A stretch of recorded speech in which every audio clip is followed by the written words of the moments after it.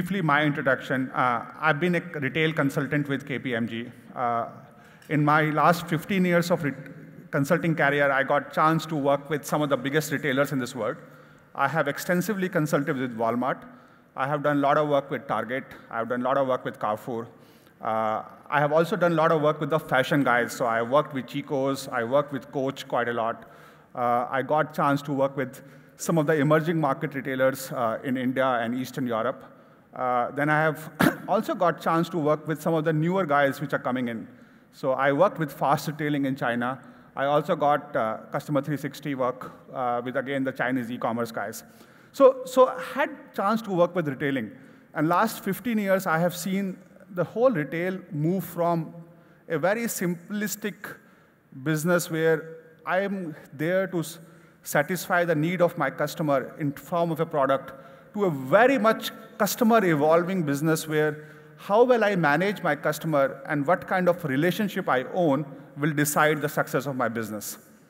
What has happened in the last few years, there are a lot of technical changes which has happened, and I'm sure all of you know about it. But this whole data has become extremely huge. Today, you collect data when somebody enters your store. You collect data when he moves from one shelf to other. You collect data when he touches a particular product but does not buy it. You're collecting data in and out. And not only this, you collect data when his mobile phone is collecting data. You provide Wi-Fi. We were talking in the break. You provide Wi-Fi in the store, and you're collecting data. So collecting data at every minute by the hordes. What's happening with this data? There's a new trend which has come up with the mobility. Storing data has become far more easier. Earlier, to get all of this data together at one place was very, very difficult and very, very expensive. The cloud has made it very simple. I can actually host all of this data in the cloud without knowing where it is, and then forget about it. And then the new problem comes of the data security. Because I don't know where the data is, and somebody else will misuse it, or most likely going to get misuse it. And then this whole world of digital which has come in. In US, there are already about 14 to 18% of business, depending on which category of retail you are in, which actually happens on e-commerce. In the developing world, like India, China, Russia, it's about 4 and 5%, but growing at the rate of 100% year on year. If this is the pace of this whole e-commerce or the digital growth, how it's going to impact my business? So what it basically tells me that I need to look at my business very, very differently. Now, it's not only about data. I think where you get the value and where the last 3 years people have invested on is how to generate insight out of this data. The most difficult task is when I have this big data all over the place, how will I actually assemble it, integrate it, and process it to get some kind of an insight? That's made life far more difficult. Now, even if you are close to solve that problem, you are actually entering into a far bigger problem. How will you take action on the data? Because generating insight will not give you anything. It's just an insight. If I know that between 9 a.m. and 10 a.m. only 10 customers enter into my store, that's an insight. It doesn't help me in any way. Until unless I know that how can I make this 10 to 100, how can I make those 10 people to buy something, or buy rather more lines? So that action part is becoming far more important, far more critical. And there's a classical debate which is happening whether the data and the analytics sit in the business domain or in the technology domain. That's a debate which has already started. I think this chart you have seen multiple times, so I will not perhaps take too much of time on that. But broadly, what you see is most of the organization doing this. Most of you, and I will actually ask you to reflect back into your business, most of the time you spend in terms of figuring out what all has already happened in your business. How many people came into my store? Which lines they have bought? Where they have spent time on? How much of new products they have seen? Very, very few time which has gone in terms of why they are looking at a particular product. How can I make them buy more? How can I actually run a program or a promotion or a campaign where I will get more customer into my store? And that's where the challenge actually starts. Now, what is the impact of this on the retail? When we started retailing, and when I was in the college about 25 years back or 20 years back, we were only taught if you can get right customer, right product, right time, and the right price, you are the winner. But that's the retailing for the past. The new generation retailing is very, very different. All of us need to understand my customers are diverse. They have very different needs. They live in a very complex environment. If I don't reach out to them and build a relationship with them, I will not be successful. I was talking to one of the retail CEO about a couple of weeks back, and a very interesting discussion. Till about few years back, the biggest asset in the retail business is the brand and the products which you carry. Today, the biggest asset is the number of customers you have relationship with. Means I can give you empty example of this theory getting magnified. The valuation of WhatsApp will tell you, WhatsApp got valued not because of profit or the revenue. It got valued because of the number of customers it has. The value of Twitter will tell you. The value of Facebook will tell you. How quickly you start building an engaging relationship with your customer will decide where your business is going to be. The change, trust me, guys, is having far more faster than all of us thought. We still don't see it because there's an inflection point and suddenly it booms up. But the change is happening, and it's impacting our retail industry quite a lot. And that's perhaps only the reason you will see most of the developed market, there are a lot of retailers which are under margin pressure these days because they're not able to compete with the pace of the change. I'm not saying they're not able to compete with technology. They're not able to compete with the pace of the change, and that's where the challenge is happening. This is our traditional retail model. All of you know that. You have an in-store, the sales rep will sell it, and there's a physical buyout which has happened. This is a standard model which used to operate. All of us are familiar with this. Just see in the last 2 years how much of complexity you have added to this model. Today, the demand management is not only in store. It happens to the websites. It happens through social media. It happens through mobile. It happens through online. It happens through contact center. There's a lot of sales which is happening through contact center now. The purchase action, which used to happen in the store with the sales rep, is not only happening with the sales rep. Again, it's linked to web. It's happening through mobile apps. I don't know how many of you do that. For last 1.5 years, whenever I've traveled to West, I've always used my mobile app to book a cab. I don't remember calling up any call centers or looking at the cab on the road. You will book a mobile app, the Uber will come, and he will take you on. That's exactly the way it's happening. The delivery of the goods are happening in store. There's a large virtual basket all of you are containing. Go back and look at the basket which your sons or your younger sisters or brothers have. They all have a huge virtual basket sitting on their accounts on any e-commerce site they have. They may not have bought it as yet, which is their liking. I can get so much of time. The store pickups which are happening, the deliveries and the logistics becoming more and more important. So the customer which I used to have, where I had multiple touch points now come in. I have large number of customers. I have large number of touch points with them. I have a different number of tactics which I do. And I have a traditional management of managing my store or business. That all needs to get aligned and come into one kind of a format. And that's perhaps the way our business will change. What I just want to take about another 2 minutes to give you this whole piece of how this will happen in terms of creating the value for the customer. The whole concept of customer value is perhaps going to change drastically.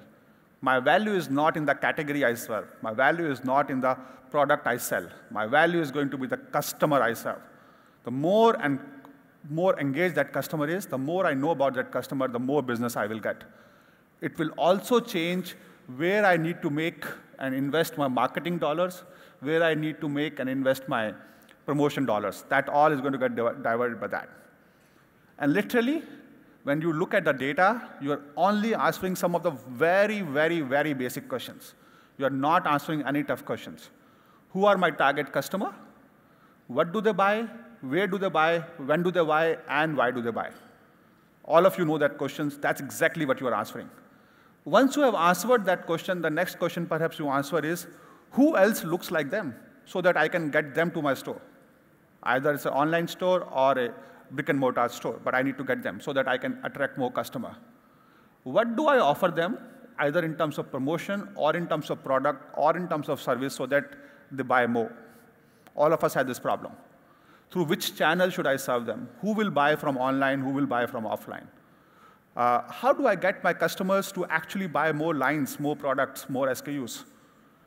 And very, very importantly, once I've sold the stuff, how will I actually become relevant for them post that sales? And this is something which we tend to forget quite a lot.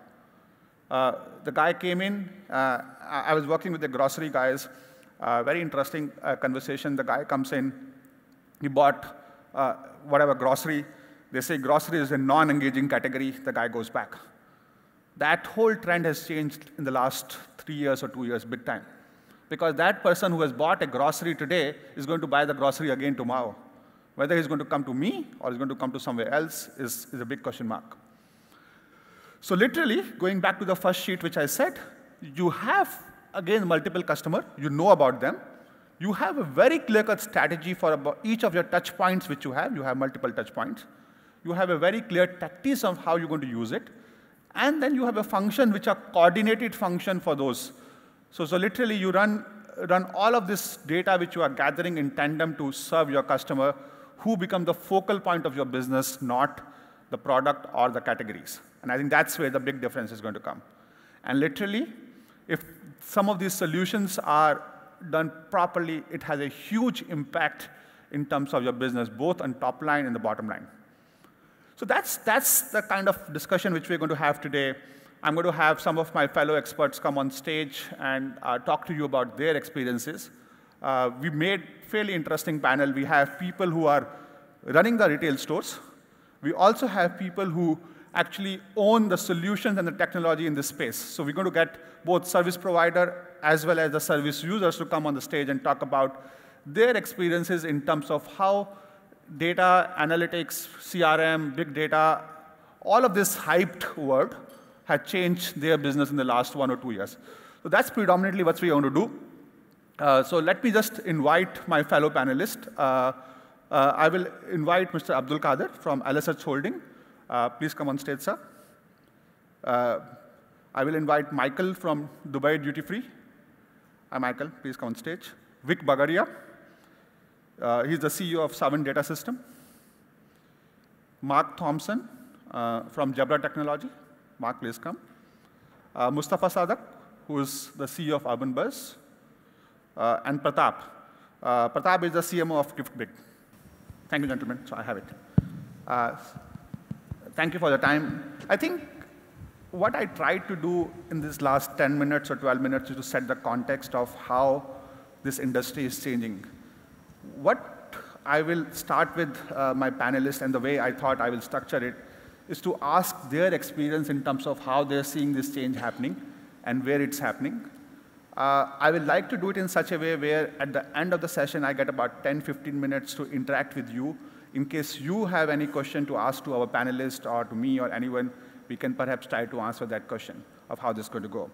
So I'm actually going to start with Mr. Abdul Qadir. Abdul, you belong to a group which has large number of retail assets and you run large number of outlets.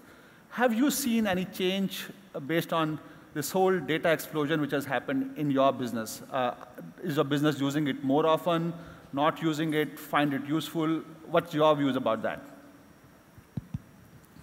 Hi, my name is Abdul Qadir. I am one of the IT director for the group of retail company. We own about 400 outlets, a mix of food, fashion, and sports. It belongs to Al Homeyzi. It's a well-known family in Kuwait.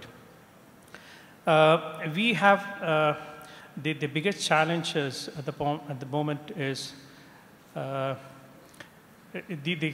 within the user themselves at the moment, what I believe. Because getting a calibered, what do you call, people to work for you, it's still hard in this part of the world. That's number one. Mm-hmm. Number two, I mean, if you're talking about the big data, what are we talking about? It's from volume to value, right? You have a stack of data lying in your backyard, and you want to make sure that you can make some value out of that. The issue from the capturing the data itself from the front end. This is what I said, that the staff within the organization, you need to start the big data initiative within the staff before we go into the management to make sure that, because I'm an enabler. Okay, I'm a technology enabler, but then for the last 2 years, we have moved from enabler to a partner in business driver. The IT is no more enabler. Having said that, we've got so much data within the organization saved and lying at the backyard. We still didn't have, I don't think that we have even tapped 50% of it to check it. For example, we have CCTV cameras, okay, every stores. And we are storing the data within, but how many, who is looking into it? But recently we had an initiative by the audit teams. 2 months of time, from the 40 shops, they terminated 6 people. They just did the random check. Imagine if because of the theft and the shrinkage, because they thought, okay, let's look into this. Having said that, see how much money you can save if you just look into that data itself, just a CCTV. Forget about anything else, okay? Right. Because it goes, petabytes of data lying in my, in my data center. But the problem is the business users still need to come up and say, okay, I need this. Sort of we're going and telling them, it's always there is an ego issue between the IT and the business, okay?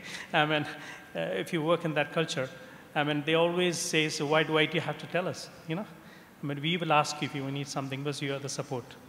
Sure. Okay. Right. Very interesting. Yeah. Michael, I may come to you because he just made a very interesting point of an ego issue between business and IT. And you are from Dubai Duty Free and a manager for retail sales. So you represent the business side of it. And I hope you're sitting next to him so there will be no kind of a fight per se. But if I may ask you, Dubai Duty Free being one of the largest duty free globally and perhaps one of the largest retail network in a very close premise, it has a lot of captive customers who comes in and goes out because typically the duty free outlet serves a lot of transit passengers per se. But also the Dubai Duty Free has made its name in terms of the whole customer service and the kind of variety and the kind of SKU they sell. Much, much larger than a lot of other ones. How do you see in Dubai Duty Free the data is helping your business? Or do you also feel what Abdul said that though the data is there, but the business is not making proper use of it? Thank you, Ahmed. I think, yes, data and the insights that we get from data has become very important to Dubai Duty Free. And I think especially in the last year, we have started kind of tapping into this data and trying to analyze it. We're doing something now which we tried to avoid doing in the past, where we actually capture boarding cards when somebody travels. And in September alone, we captured about 3 million boarding cards. And this gave us very valuable information, insights into the purchasing habits of particular flights going to particular regions, and things that we did not know, for example, like a flight going to Africa. We did not know that they were our biggest buyer of technology. But they are our biggest buyers of mobile phones, tablets, iPads. So we've now kind of tailored our offer, not just to focus on the high-end products, but also the lower and mid-end products. We did not know that our Chinese customers actually buy makeup. We thought that they were only buying skincare and perfumes. But it turned out that 25% of our sales in makeup comes from flights going to China. And this we learned by analyzing boarding card analysis. We also learned, for example, that our first and business class passengers, the penetration levels and the conversion rates are very low because, of course, they get to the lounges and it's a comfortable place to be. You don't necessarily want to go to the chaos of the shop floor if you can be in the lounge before you fly. So we now have an opportunity that we can try. We've just launched our website, our web shop, where you can purchase online. There's about 2,500 products on this this e-web shop of ours. And this is now an opportunity for us to send our staff into the lounges with iPads. It's something that we're busy working on at the moment. So that same passenger that wouldn't normally come down to our shop can now sit in the convenience of the lounge with this iPad in front of him. Our staff will assist him in the purchasing process. He pays online with his credit card, and our staff will bring the items that he just bought to the lounge. So it really makes the whole process much more simpler. I think technology has also played a big part in one of our biggest categories, which is perfumes and cosmetics. We have about maybe 10 or 12 cash registers in our biggest perfume shop. And of course, during busy times, that is just not enough.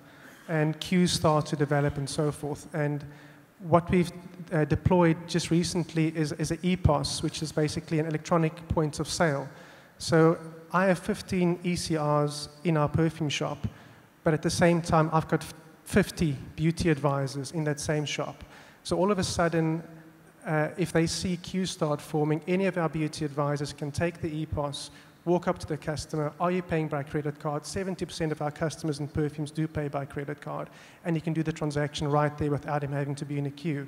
So I went from 15 ECRs to 75 ECRs just by implementing that kind of technology. And also the ways in which we are gathering data, it's changed a lot, and perhaps I can talk about that at a later stage as well. Oh, fantastic. Vic, I may actually come to you because he talked about technology. Also, I think one of the interesting insight which Michael has given is that once he started scanning the boarding card, he got a lot of insight about the customer. You and your company actually build solutions which are in terms of figuring out the footfalls into the customer or the retail stores and how they are doing. Have you seen a lot of people adopting to this kind of technologies, or this is still very nascent in this part of the world? I think over the period of 12 years that we're in this business, I think today every retailer is adopting this, and they are using it very intensively. In fact, from using all several data that they do for their KPIs, footfall has become one of the most important parameters or dimensions to do the conversion. Having said that, the way the information has been used has changed over the year. People would now want to integrate the number of people walking into the store with their fast-moving goods, their slow-moving items, their average basket size. So the whole KPI equation has gone beyond what it used to be before. So the answer is yes, they've been using this very extensively now. Okay. Mark, you also actually run a technology company. Have you also experienced some of this change? And perhaps it will also be good to understand your insight, how you see the change different in different part of the region, because you also handle the European part of the business and the Middle East part of the business, how you see the gap which is emerging, if there's any.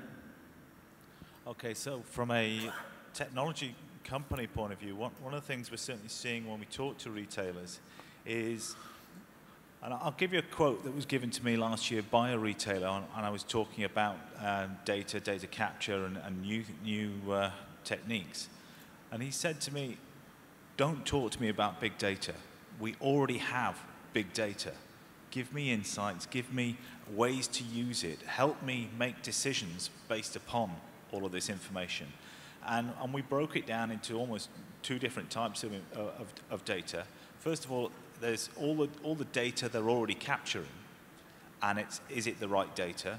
And then it's also, what are the other decisions we could make if we captured new data?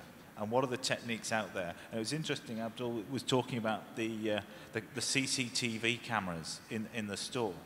And they're a fascinating tool that we don't use enough at the moment, because the cameras can act as people counters. They can see whether people are male or female, so we can do gender analysis. We can even do height. We can even work out through the cameras, through analyzing that data, whether or not the people coming in are part of a family group or an individual, because that will impact your usage of the checkouts later. So using existing technology that's already in stores actually could be a very cost-effective. The challenge I think most retailers have is that that data is still sitting in silos. So the data from the CCTV cameras is probably, in a retail perspective, owned by the loss prevention team, and they don't want anyone else to have access to it. And getting that and providing that information in a useful format to the store operations team is a challenge, because everyone's got their power bases within the retail organization. So I almost think we should look at the higher level question first, what type of decisions do we want to make? And then where are the data points that we can capture, and what tools do we already have in place to be able to capture that data? Because as we had a brief discussion before we came out, data by itself has no value. I come from a market research background originally, and we were always taught, you don't look at data. You want to turn data into information. But actually now it goes into almost more stages. You want to turn data into knowledge, if you like. Knowledge accompanied by wisdom, if you like, understanding, will then help you make better decisions. So there's almost 4 stages that are required in terms of data, moving it through into the insights and then the actions. And it's who needs that information, whether it's real time, whether it's a day late, 2 days late, whatever, and then what are those actions that they're going to take. Right. I think this is very interesting concept, Mark. Mustafa, I will actually come to you. You run this business in Urban Buzz, and I think you are perhaps the best person in the panel to answer. How do you make decisions? Do you ask for an insight, or do you been fed with a report? So how do you see this kind of a transition happening, what Mark was trying to say? So part of Urban Buzz is we do help businesses set up and manage their customer loyalty program, and this really goes into the action phase. So there are 3 phases to customer loyalty. Is 1, capturing the data, 2, making sense of the data, and then taking action, because without the action, everything is useless. And what we're seeing is, as we've heard, that businesses are already capturing a lot of data, and they just don't know what to do with it. And so the key is to provide them with a technology that would enable them to simply translate their data into insights and knowledge, as we heard, but then also take the 3rd step, which is the action, is how can I then engage with the customer, not only within the store, but outside the store, because now we really have the means, and the technology gave us that, to really go with the customer throughout their journey across. So not only in the store, when they leave the store, what are they doing, who are they talking to, are they talking about our brand, what are they saying? And then tap into that and engage with them. And this is really where customer loyalty plays a big part, because now you're playing an incentive role for the customer to engage with you.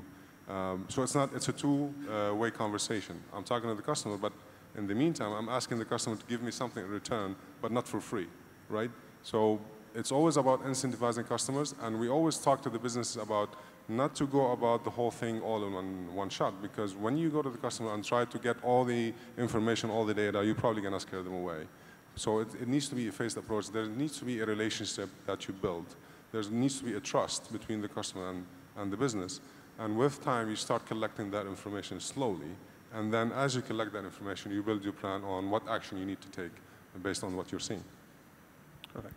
Pratap, I will perhaps come to you because you run a gift card kind of a business which is very much data dependent, and you work with various retailers providing that kind of a technology to them. How have you seen the change in the use of data or the whole value of customer in the recent past? Or if there's no change, then there's no change.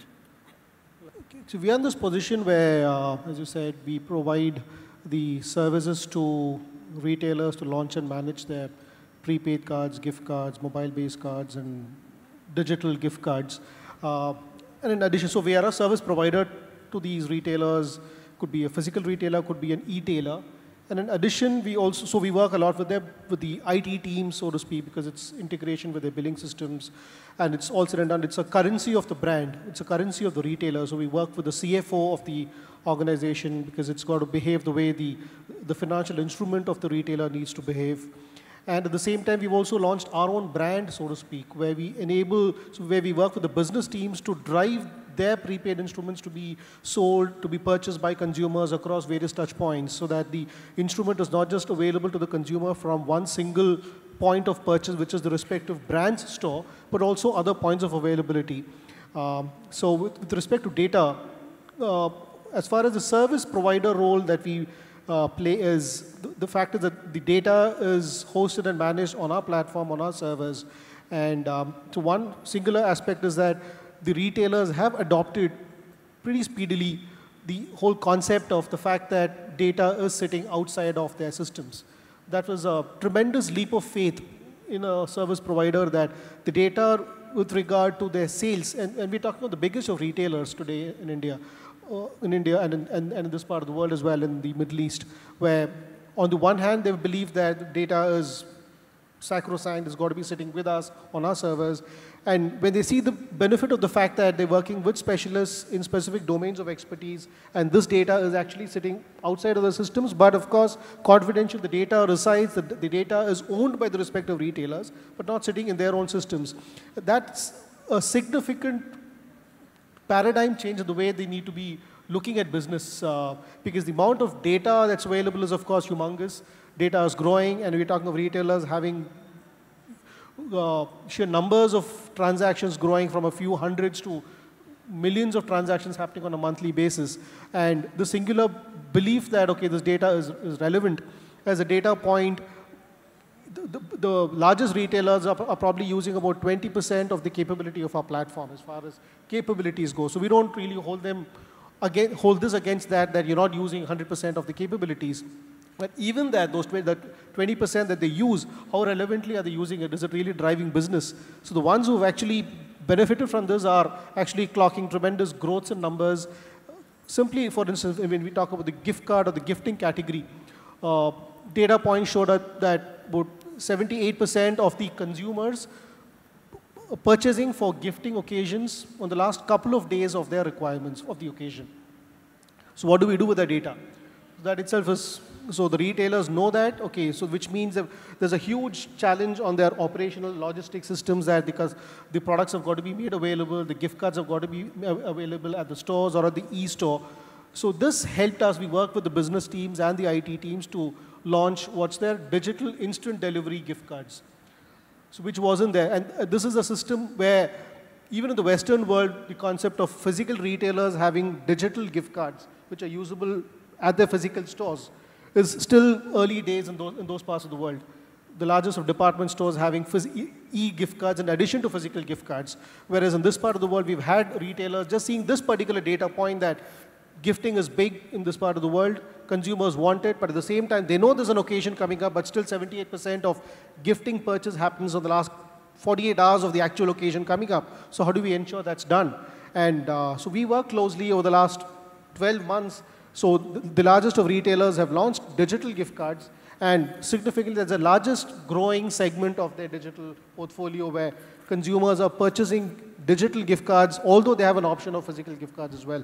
So this is actually a point where data is there, humongous amount of data is there, but what do we make out of those specific points which can be converted into actual business reality and add to business growth for the respective businesses? This is what's relevant here.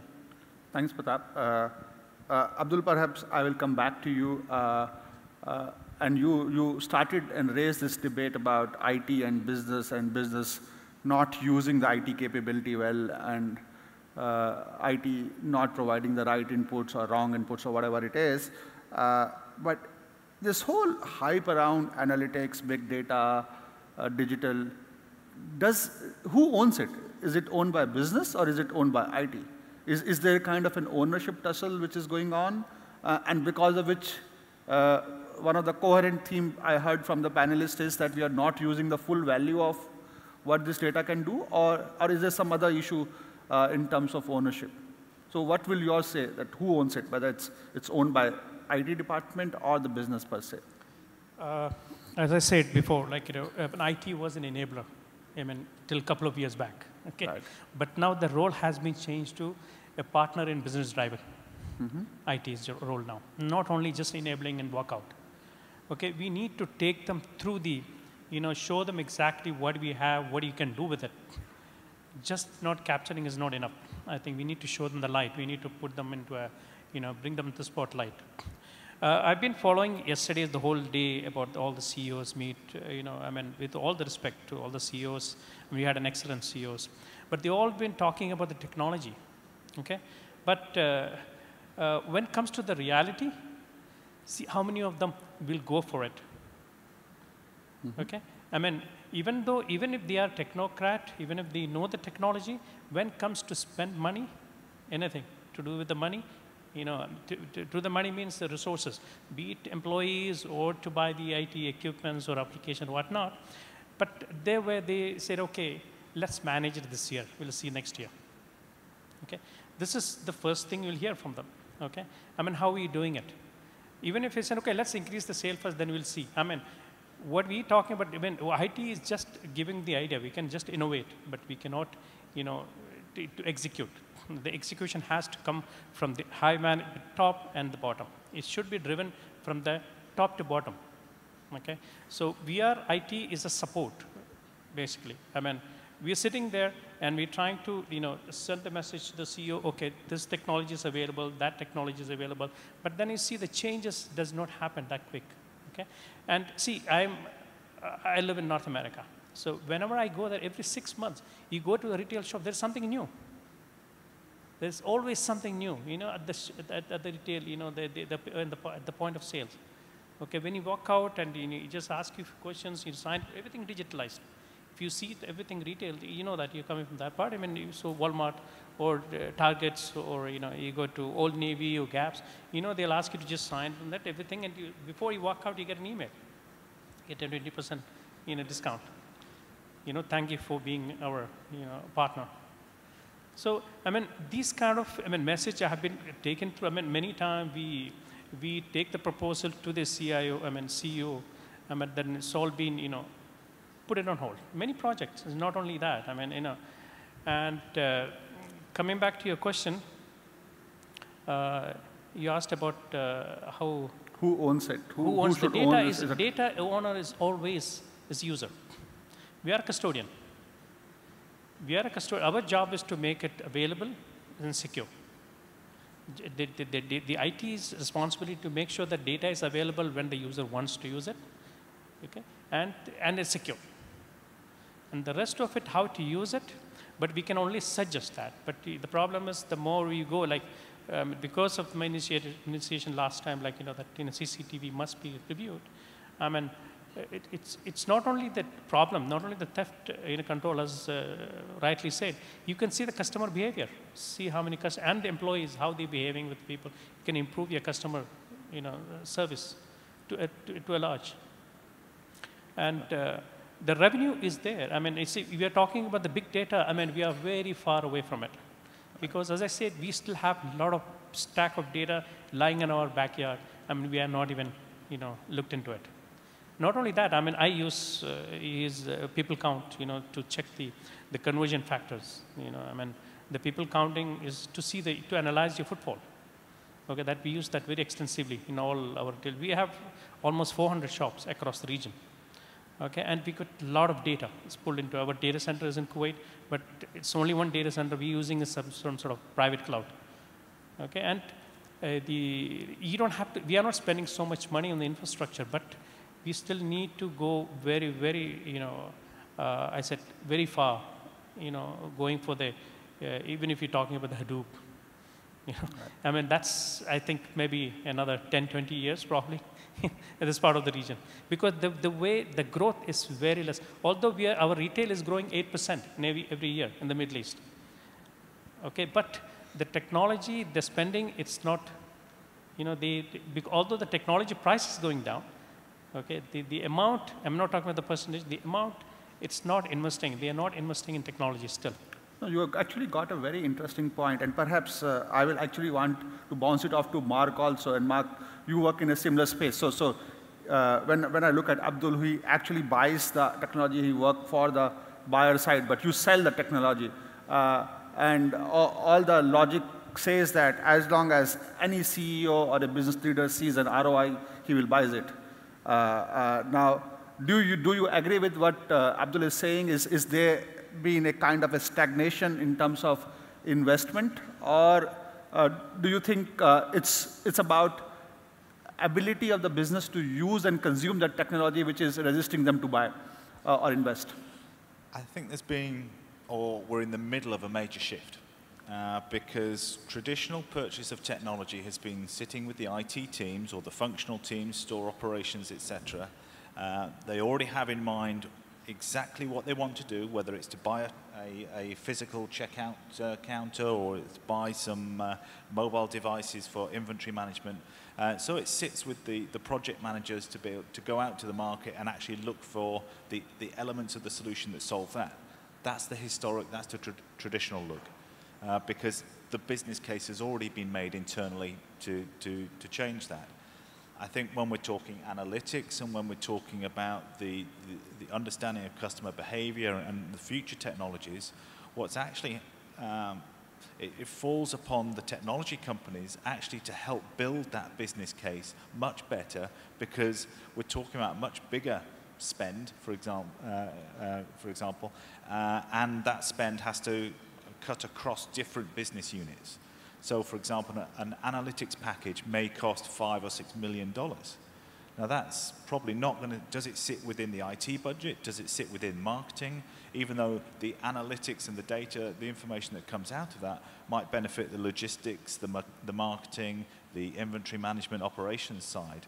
So there's real different decisions that need to be made, and now they're being made at a higher level. And that requires those people sitting at the CEO and CIO level to understand what those benefits are. And it's not an individual operational team that's going to be able to push that and justify it by themselves. So the industry itself, from a technology point of view, has to work a lot harder and has to shift their approach to be, I guess, a trusted advisor more, rather than simply a seller of tin, as it used to be. Right. So Mustafa, if I may come to you, because you perhaps will sign off most of this contract, and perhaps you've seen that in your organization, and you've seen two viewpoints, one from an IT service provider and one from an IT department. And I can perhaps add to that, that there's a lot of misconception of the fact that analytics is very expensive, and that's why people literally pay to people like consultants to come in and do the work rather than buying the IT packages, because all of them feel it's going to be prohibitively expensive, and the consultants are less expensive from that regard, kind of stuff, or they are pay by use kind of a model which works on. But do you see there's a shift which is happening in the CEOs per se in terms of use of analytics, and they are willing to invest on that, or you see there's still some resistance, and if yes, why that resistance is? No, there's definitely a shift. I mean, traditionally, technology was looked at as a cost center. It's something that they need to do and they have to pay for. I think that shift is happening now to looking into technology as a central piece of the business, because competition is increasing, not only locally, but globally. So as a business, you're no longer confined to a location. So competition is everywhere. So that's where technology comes into play, and they play a big role. So what we're seeing is a lot of businesses, a lot of CEOs are looking now at technology to differentiate themselves from the other businesses in terms of collecting the data, in terms of engaging with the customers on a regular basis, and in terms of adding value to their product or service. So they're looking at it as an added value, not as a cost anymore. Because the trends are changing, and consumers are asking for it. So consumers are no longer willing to go with the business who's not willing to provide them with the technology that they're using on a day-to-day basis. Is it going to happen in one day? No, because it's a mind shift. So people are going to need to get used to the idea of, we're going to have to put technology in our roadmap, in our long-term planning. So that's one. And there was also, as you said, the idea of, it's going to take a lot of investment, it's going to take a lot of time to build all that. That's also not true. So this is a misconception over there.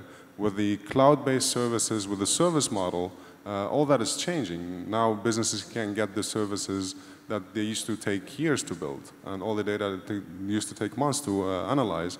Now they can get it in a few weeks or a few days even, if they go with that new model, which is the cloud-based service model. Definitely we see that changing. Definitely we see a lot of appetite from businesses to get that. It's just going to take some time. Sure. Michael, if I may come to you, and with the size of Dubai Duty Free, I don't think you guys have constrained about investing in technology. But having said this, you have a much different challenge, because most of your customers are transit people. So it's very difficult to maintain a longish relationship with them, kind of thing. So do see there's kind of a match between the technology which you get in, the investment you get in terms of understanding your customer, and what are the kind of actions you are trying to take to keep and maintain the relationship with those customers, because many of them are not the local residents, they live all over the world, per se. Ahmed, it's true. We kind of get one shot of meeting a customer's expectation because he might not come back into our shops again. Impulse plays a very important role in our company. That means we've got to have the right products from reputable brands. We've got to offer fantastic service. The after-sales service is just as important, especially if you sell electronics or technical equipment. Look, big data, information, all very important, but we keep things really basic and simple. And if you want to know what the customer wants, basically ask him. We've got about 225,000 potential customers passing through our shops every day. We hope and try and sell something to every second one of those people. We have about 550 cash registers in the company. Our most important source of information is our staff and the interaction that they have with the staff. We have about 6,000 staff in the company from 50 different countries. They speak 38 different languages. 70% of our workforce are under the age of 30. And about 39 of the original 100 staff that started our company 31 years ago are still with Dubai Duty Free today. We have a lot of ways of interacting with our customers. I've heard people talk about CCTV cameras. We have about 650 CCTV cameras in the company. We use these cameras to catch about 4,500 shoplifters every year. But apart from that, we've also started using these cameras to catch our staff delivering world-class service. And we actually launched a program which is called Gotcha, and Gotcha has two facets to it. One is Gotcha Watch, and one is Gotcha Voice. Gotcha Watch is all about our duty managers and supervisors on every shift in our 5 different locations, sitting in the CCTV control room and looking at a set number of people every day. And these staff has to adhere to 5 sets of criteria or KPIs which they need to meet. But not only do they have to deliver those 5 sets of criteria, but they also have to do it with sincerity. There's also a sincerity rating that we give the staff after he's met all 5 of those points. And if the duty manager or the supervisors complete their daily sessions, they will go down to the shop floor and reward the staff that delivered the kind of service that we're looking for. And all the staff has been trained on what is expected of them. Likewise, with the ones that don't meet the criteria, a coaching session will be arranged with them. And since we've started this program, our customer service satisfaction ratings has gone up from 60 to the mid-60% to mid-90% at the moment, which we're very pleased with. The other aspect of it is the Gotcha Voice, where we have Gotcha Voice agents walking around with iPads, and they approach customers that has a Dubai Duty Free bag in their hand, and they ask them 10 questions about their shopping experience and the service that they had while buying. And what we've done as well is, if any one of these 10 questions are a negative answer or there's a negative comment, the duty manager on any one of the 16 different shifts in the 5 locations will get an alert sent to him saying this is the negative comment in this particular area. The duty manager can go to the area and find out exactly what went on. Likewise, if all 10 of the questions are answered positively or there's a positive comment, a positive alert goes out to the telephone or the mobile phone of the duty manager. And again, you can go and tell the staff, well done, I just got this comment. Since we started this program, we've done about 120,000 customer interviews, and we've sent out about 68,000 positive alerts. We do 2 things really in Dubai Duty Free. We promote brand Dubai and brand Dubai Duty Free. The most important brand in our company is the brand of Dubai Duty Free. Because our audience and our customers are from an international field, we might not get the same people coming through again. It's very important that our reputation and our brand sits in the right place in the hearts and minds of our customers. And that's why we spend a lot of time promoting international events. We purchased the Dubai Duty Free Tennis World Championships, which attracted 115,000 spectators this year. We reached a global audience of about 400 million people with our tennis championships. We attracted 7 out of the top 10 women in the world and 5 out of the top 10 men's players in the world. And the the total media coverage that we got from this event is valued at about $718 million to us. So it's very important for us to sponsor these events and for people to know us internationally and not just locally. And we do spend a lot of time in understanding our customers and analyzing their needs, but also definitely making sure that the experience that they have in the shop the first time they meet them is a positive one, because we might only have one shot at interacting with this customer. Right, Michael. I think, Pratap, you have a similar challenge as Michael had. Michael had transit customer, but your demand fluctuate seasonally. So closer to the gifting period, your demand goes up, and that there will be seasonal variation. May I request quickly, in a short, if you can explain how you manage that kind of a demand fluctuation and the customer demand, so that that short answer will help us to get to the point how we are managing different challenges in terms of customer management. Yeah, you're right. If one were to look at the situation from the conventional point of view that there are specific gifting seasons and therefore the category is very seasonal, then we would have had a problem on our hands. So we had to turn the situation on its head and create gifting occasions. So one is our very business model said, every product, every service can be made giftable. A movie experience can be giftable. Otherwise, if I had to give somebody a movie experience, I had to purchase a cinema ticket and gift it to him or her. So I create a gift card category for a movie, a gift card experience for a grocery shopping, a gift card experience for a restaurant. So which means these are occasions which these brands were never in the giftable realm of experience at all. Until the advent of this particular category of gift cards, if a consumer wanted to gift, it would be, say, a mobile phone or a watch or a garment.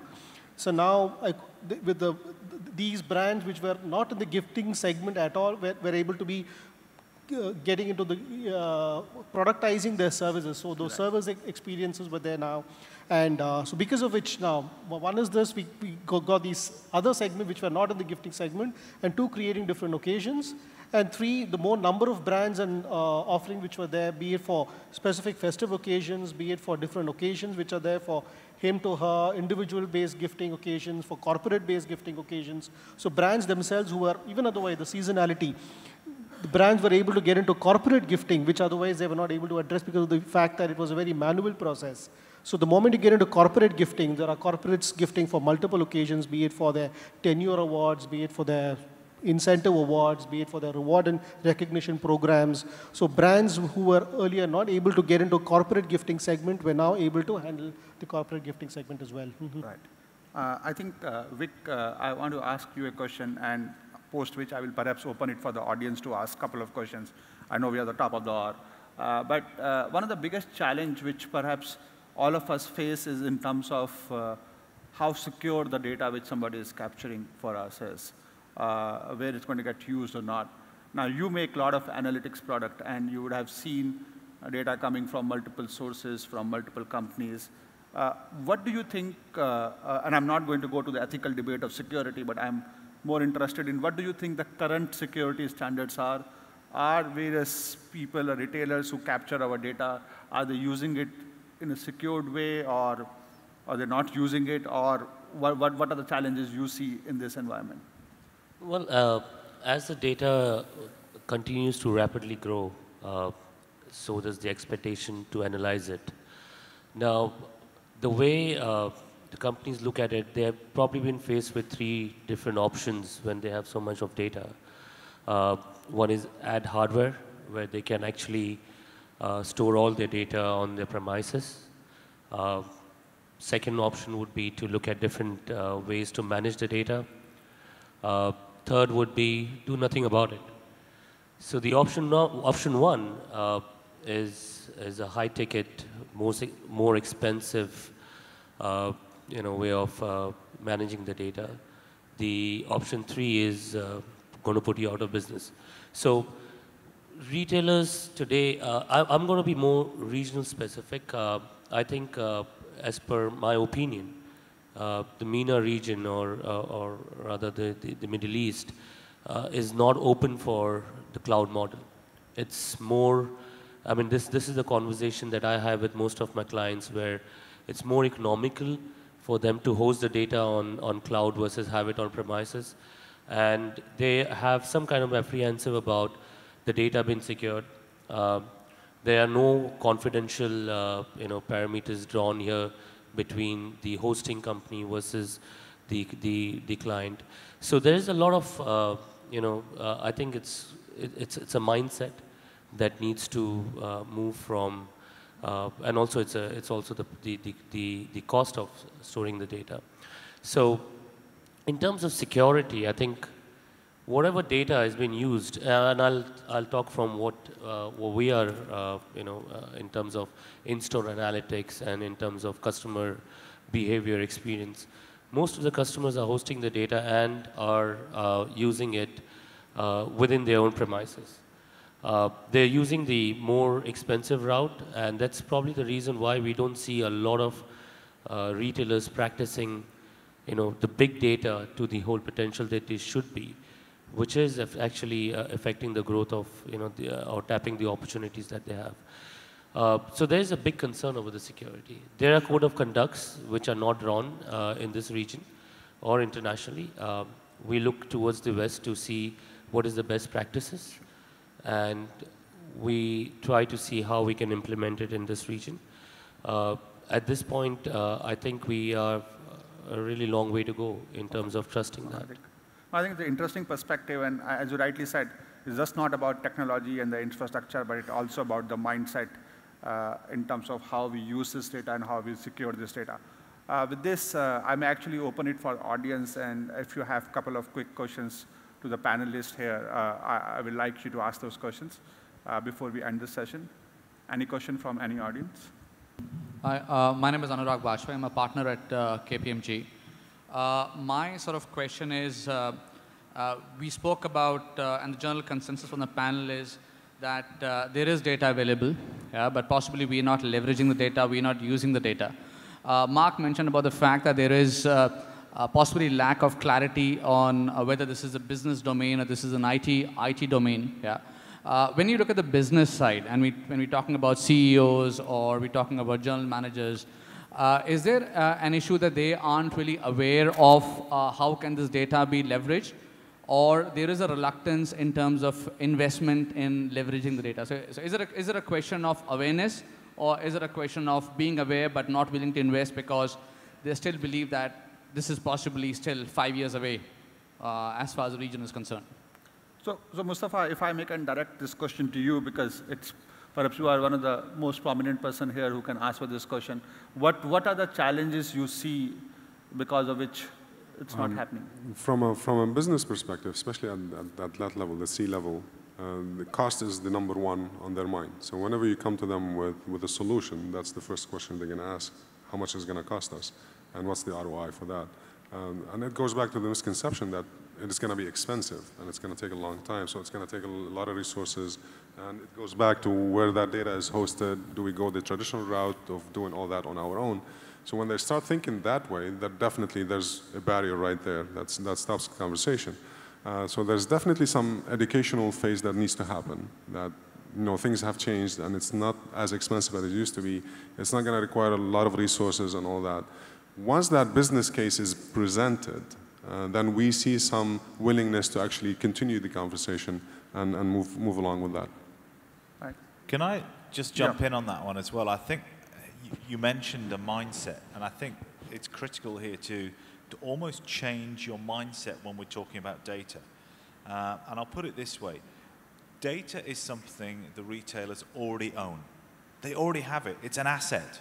If we see it as an asset and then it's just a matter of looking at it a different way, how can I best use that asset? For example, if you already owned a store but you never opened the doors, then you'd say, that's crazy. We've got to open the doors, we've got to put the right products in there, we've got to put the merchandising in there. You already own that data. That data is there. It's a matter of how do I get better access to it, how do I see the patterns in that data, and then how do I make decisions on that data? So there is a mindset there. Mustafa mentioned a while ago about investment and IT being seen as a cost and this being seen as a cost. I think it has to be turned around into an investment in those assets. I think the whole set of modeling needs to be changed, and that is technology companies as well, because actually, should it be a one-off cost? Should it be that $5–6 million or so that people talk about? Or actually, is this an OPEX cost that we should just build into the OPEX model in terms of cloud services or storage, manipulation, and analytics of the data? And I think we have to start looking in that way, and we're certainly seeing that in the US, a much more drive towards a monthly fee basis. No, absolutely. And I think if I may add something quick, one of the major challenge when we look at the investment part versus technology, this region and most of the retailers have come from a traditional trading background, and as they've evolved over this so many years, they have picked up technology. However, their main priority is their business is trading.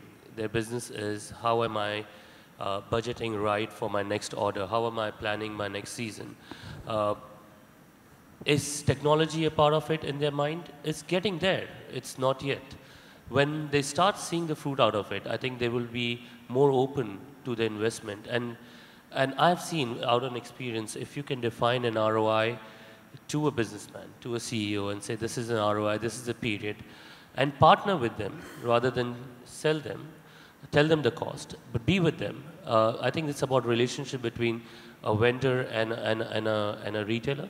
So I see that being a more successful model, where we partner with the customer, we define the ROI, and then you don't see a problem in the investment. And then the mindset, obviously, from trading to the modern way of retailing, is you see the gap filling quick. Just anecdotally, this is a point. So in our case, we've worked with a variety of retailers, family-owned, transnational corporations, startups, and so there's no, and even so whether it's business-owned or IT-owned, we've got instances where it's, depending on the category they operate in, it's the legal department which is owning it and doing a fantastic job of it. Because of the fact that the legal, I mean, when I say legal, I'm saying the non-traditional, non-IT, non-business, but those departments who know the entire intricacies of the respective category of what is involved. We're talking of data security, hosted on the cloud versus on-premise, the complexity of their category, and there are certain domains within the organization who've got a better handle and better context of how they operate in their business. In certain cases where family-owned businesses have done a fantastic job of adopting technology as compared to transnational organizations. We've had instances where transnationals say they're waiting for their approvals for 3 years from New York or Philadelphia, whereas the local office wants to do it, but they haven't got it. Whereas the family-owned, could be a 75-year-old family-owned business, have done a fantastic job of adopting technology. So it's largely a mindset rather than really zeroing in on this type or this kind of business only can do in a particular way. Sure. Just to add one point, who is supposed, how the management get convinced? Now, with the influx of information, so-called data, or called big data, okay, there's a new layer has been, born in an organization called data scientist or data analyst, which has not been, talked about so far. I mean, we know that there is a data, there is a management. Okay, who's going to do the job? Okay, this is not the IT who has to convince the business management. We can only just give them very high-level benefits. But to convert the volume to the value, it's the job of this data scientist, which is very critical. Before even going into that, you need to hire a data scientist or data analyst who knows your business and how can you benefit that volume to the value. Otherwise, there's no use of you going to the big data concept at all. No, absolutely. And I think you raise a very, very good point. And I know, and I'm conscious of the fact that I'm delaying your tea, but data scientist is a fairly interesting term, and whenever we will have time, we will talk about it. But literally, what Abdul said is constituted of 4 different components.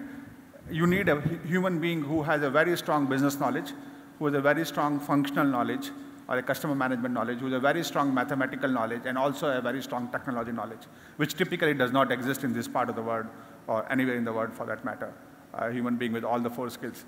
With this, perhaps I will thank you all for patient listening. I think it was a good session. All the panelists are here. If you have any question, we can meet with you separately and talk to you. But thank you for your time. Thanks a lot.